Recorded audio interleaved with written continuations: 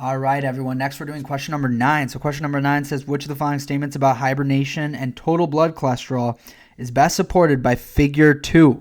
So hibernation and total blood cholesterol.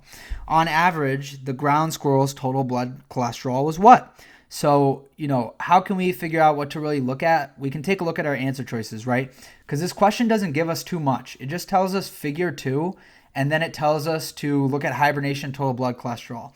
I don't have enough just based off the question, so I'm going to glance at the answer choices. The answer choices are all saying they're either going to be above 300, below 300, above 500, or below 500 when the squirrels were hibernating. So let's go through this step by step. Let's see figure 2, and let's see what the total blood cholesterol was when they were hibernating. So first of all, you have to ask yourself, well, what months were they hibernating? They were hibernating from around like September all the way until March, okay? So, here, you can look at this graph here, and this is going to be July, this is going to be May, both times when they're not hibernating. So July and May are when they're not hibernating. We're going to start by looking at hibernation, so we look at December. So in December, what was it? It's below 500, it's above 300, okay? We go back to our answer choices. So when they were hibernating, is it above 500, below 500, above 300, or below 300? Well, when we look at the hibernation, none of them were below 300, right? So any answer choice with below 300 is wrong. So D or B is wrong, okay? In addition, none of them were above 500, right? They stopped right before 500. So that means any answer choice that says above 500 is wrong. So now we're between answer choice A and answer choice D. Now, the first part of both of these answer choices are right, okay? It says when they were hibernating,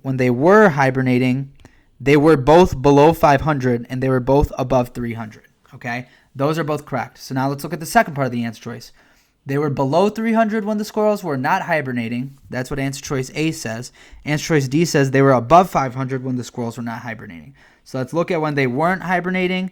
Again, the months where they weren't hibernating was July and May. And we see that July and May, they're both below 300, not above 300, and they're definitely not close to 500. So that means, what's my answer going to be? It's going to be answer choice A. They were below 300 when they were not hibernating. Answer choice D says that they were above 500 when they were not hibernating. That's definitely wrong. Our answer is A. I know I've said same process probably every single question that we've done in this series so far, but I'll say it again. Same process, right? The only difference is there were more steps to this question, all right?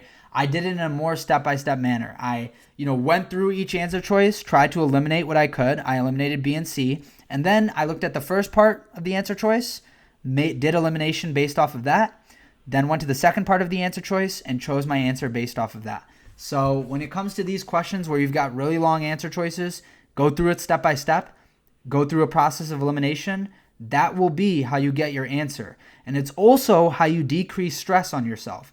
If you try to do this all at once, if you try to, keep all of these values memorized, you're going to go back to the passage and you're going to think to yourself, above 500, below 500, below 300, above 300. Like, no, that's too much. Go through it step by step. First, I looked at 300 and 500. I tried to, eliminate. Then I went to the next part of the answer choice and I tried to eliminate. If you do it that way, it's much more organized and it's easier psychologically for you to kind of remember those values as you flip back and forth.